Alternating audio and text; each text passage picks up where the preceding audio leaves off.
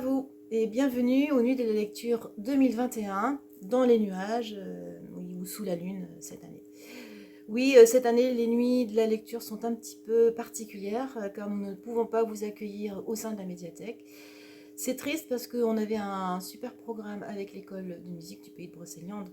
Mais grâce au talent de Véronique Piron, de l'école de musique du pays de Brocéliande, qui est pourtant plus musicienne que magicienne, mais on a réussi, grâce à elle, à vous concocter un petit programme pour faire une nuit de la lecture inédite. Cette année, nous souhaitons que les nuits de la lecture soient dédiées au prix facile à lire. Là encore, c'est une première pour nous parce qu'on n'a jamais participé à ce prix qui a lieu tous les 2 ans. Il faut dire aussi que on commence tout juste à avoir un fond facile à lire. Facile à lire, facile à lire, facile à lire. Oui, vous allez me dire, qu'est-ce que c'est que le facile à lire? Alors, le facile à lire, c'est très simple. C'est des livres qui ne prennent pas la tête, des petits romans, des histoires vraies, des livres pour s'informer, apprendre le français, des livres à feuilleter, à regarder, pas trop de pages, pas trop de personnages, pas trop de conjugaisons. Et ne vous étonnez pas de voir un petit personnage, une petite étiquette avec un petit personnage blanc sur fond noir qui se trouve ici. Voilà. Pour que ce soit encore plus simple, eh bien, il y a carrément un meuble depuis le 14 janvier dans lequel on mettra tous les livres faciles à lire. Donc revenons au prix facile à lire. Il a lieu tous les 2 ans. C'est une sélection de 8 livres, tous différents, il y en a pour tous les goûts. Et ensuite, vous n'avez plus qu'à voter pour votre préféré.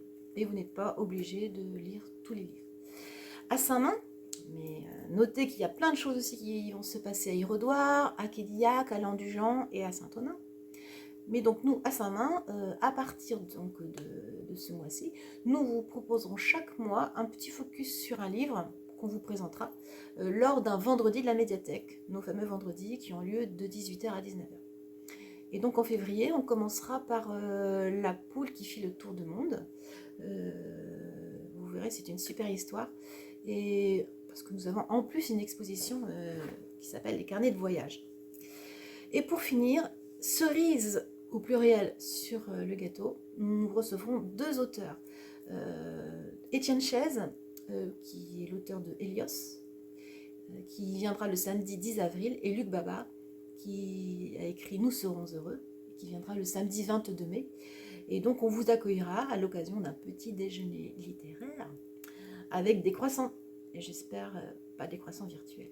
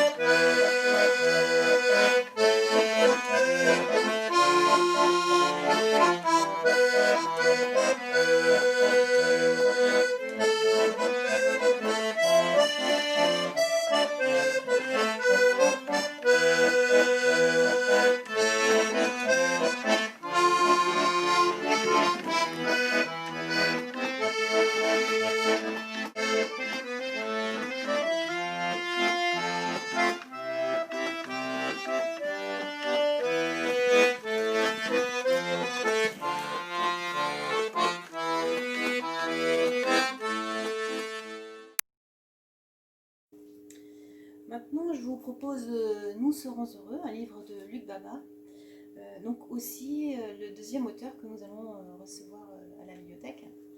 Donc nous serons heureux, donc aux éditions Weyrich de la collection La Traversée, des livres qui sont vraiment adaptés aux faciles à lire. Vous voyez, c'est petit, il y a 80 pages. C'est une histoire avec 3 personnages, Jean, Oumar et Cathy. Donc les 2 garçons, Jean et Oumar, ont fait une petite bêtise. Jean va se retrouver en prison. Et lors de ce séjour en prison, Jean va avoir une révélation grâce à la poésie. Donc c'est un livre très drôle, vraiment très très sympa.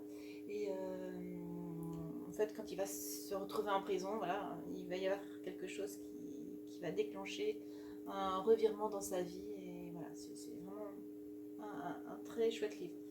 Et donc je vous propose de lire un petit extrait pour vous donner envie de l'emprunter et de le lire. La poésie est donc importante dans cette histoire. Jean ouvre son petit cahier bleu sur la table. Cathy le regarde en silence. Elle se tait toujours quand elle cuisine. Il écrit « soleil », mais il ne trouve rien ensuite. Boire le soleil, c'est très beau. Nazım Hikmet, l'écrivain turc, il a inventé ça. Mais lui, Jean Morin, il ne trouve pas. Il veut écrire une belle phrase. Rien, il est trop bête. Je suis un gros nul, crie-t-il. Mais non, mon cœur, répond Cathy. Je ne réussis pas à écrire un poème. Il faut apprendre, dit-elle. Tu crois? Est-ce qu'il y a une chose que je sais bien faire? Une seule chose. Cathy lève les yeux, réfléchit une seconde. Non, dit-elle. Un peu désolée, non, rien. Elle commence à mettre la table. Jean pose son cahier dans l'assiette vide. Il écrit « Je suis un gros nul ». Puis il se lève et crie « Tu as raison, il faut apprendre ». Il met son manteau, ses beaux souliers et un foulard et il s'en va. « Tu ne manges pas ?» demande Cathy. « Mon cœur, tu ne manges pas ?» Elle revient vers elle, il revient vers elle et se tient bien droit. « Non, mon amour, je vais manger du soleil, je vais boire du soleil et je vais devenir le grand poète Jean Morin. » Il repart, claque la porte et continue de parler seul. Jean Morin, le grand poète du soleil. C'est moi, la poésie, c'est parler du soleil. Il arrête une dame qui promène son chien. Madame, excusez-moi, la poésie pour vous, c'est quoi? Oh là là, monsieur, s'écrie-t-elle. Je ne sais pas, moi. Je n'aime pas ça, la poésie. Pour moi, c'est du vent. Du vent? Du vent, répète Jean. Il se tient la tête. Du soleil, du vent. Il recommence à marcher sur le trottoir sale. Il se demande si on peut boire et manger du vent. Peut-être pas le vent d'aujourd'hui qui est très froid. Sa promenade l'emmène à la petite bibliothèque du quartier. Il s'arrête, pousse la lourde porte, et dans un coin, une dame se lève. Elle est vieille et triste. Quand elle bouge, tous ses bijoux se touchent et font une musique.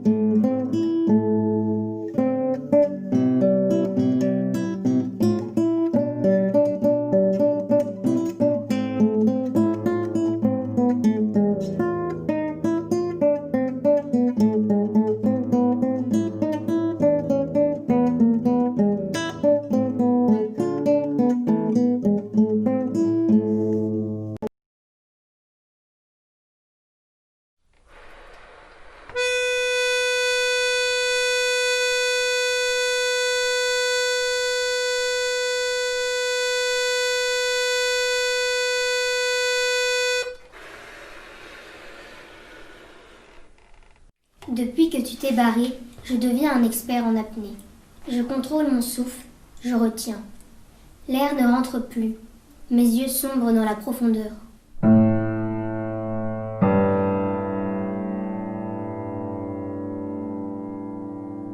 D'ailleurs, je dois te dire, j'ai commencé la natation depuis quelques mois.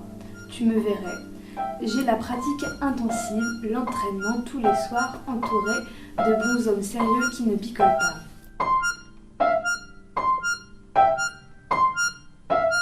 Je m'essaie aux 100 mètres d'eau, aux 50 mètres pape et aux 200 mètres brasse. Je touche à tout, comme toi le nageur torpille.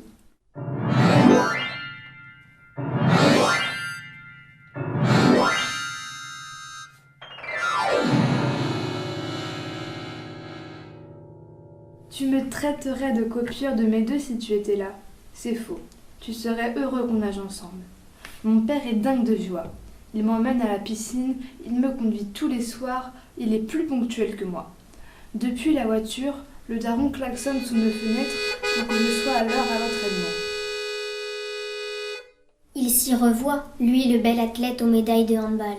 On fait les trajets ensemble, il reste souvent dans les gradins carrelés à me regarder nager, crawler, plonger.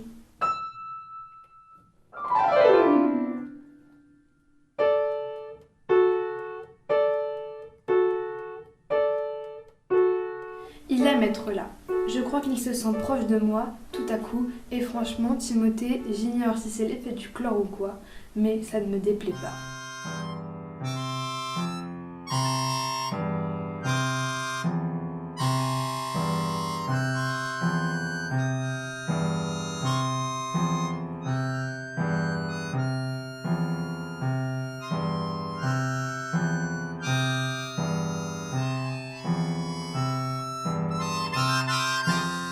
Quand je nage dans le bassin, j'ai des crampes, des déchirures, des points de côté. Je n'imaginais pas que c'était si dur, mais sous l'eau, je me soigne. Je vois trouble et je vois bleu.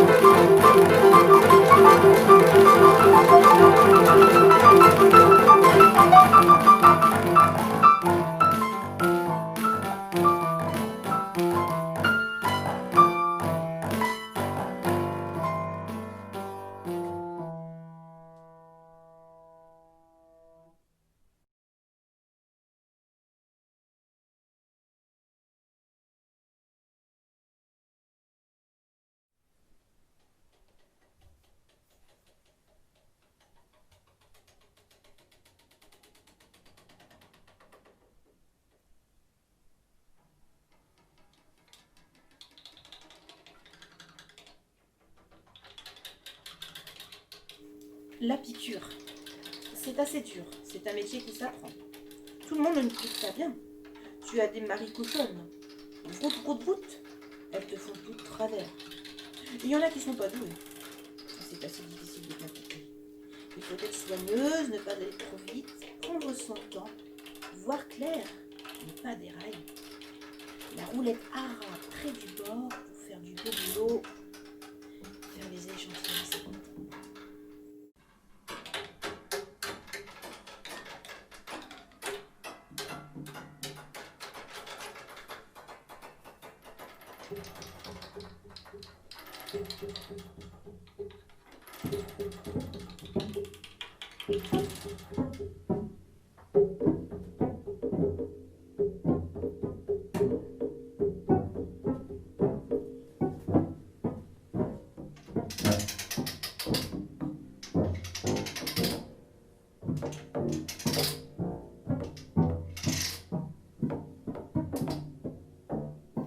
Après 1973, je suis repartie à l'usine. J'y allais avant, quelquefois, au moment des bottes. 1 mois, 2 mois dans l'année. En tant que piqueuse, je gagnais le SMIC, un peu plus que le SMIC. Peu à peu, ça a été la fin du travail à domicile dans les années 80. Il n'y en avait plus. Il y avait un rayon piqûre à l'usine.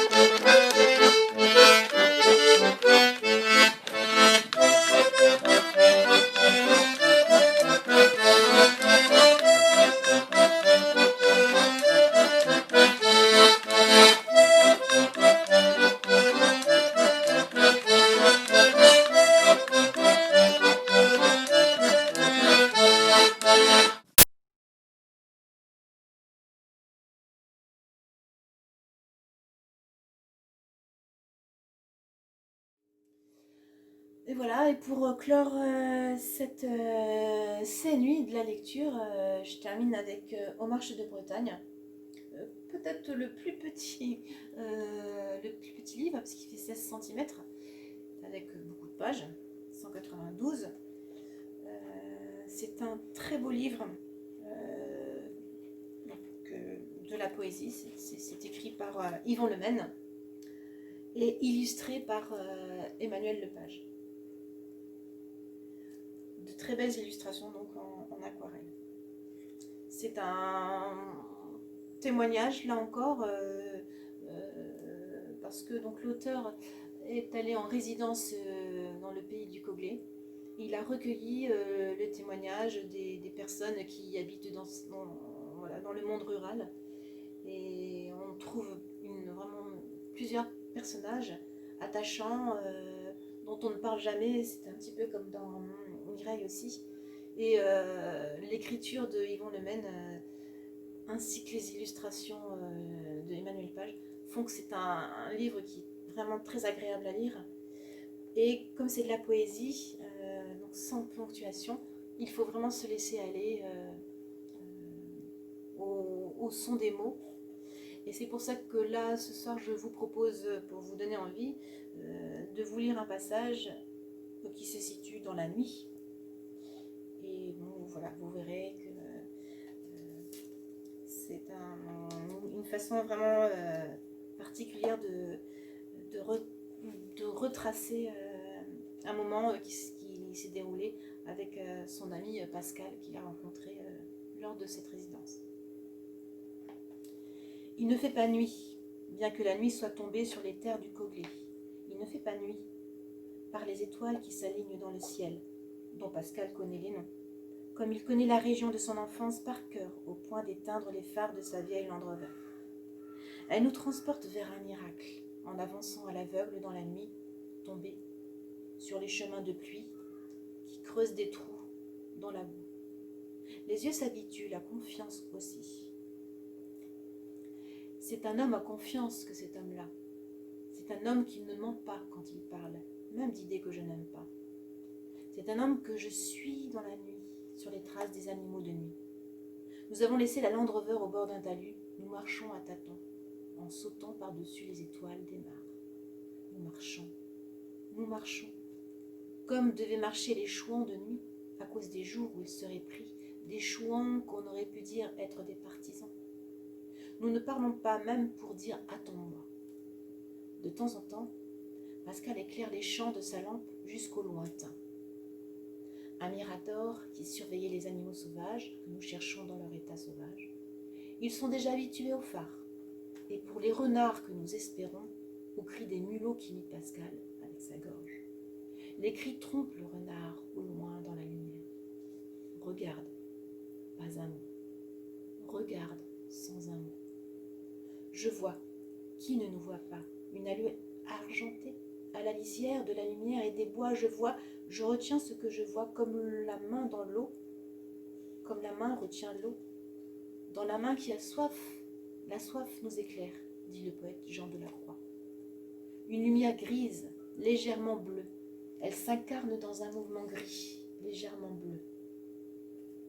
Il devrait être roux, c'est un renard là-bas, c'est un mulot ici, par les cris de Pascal.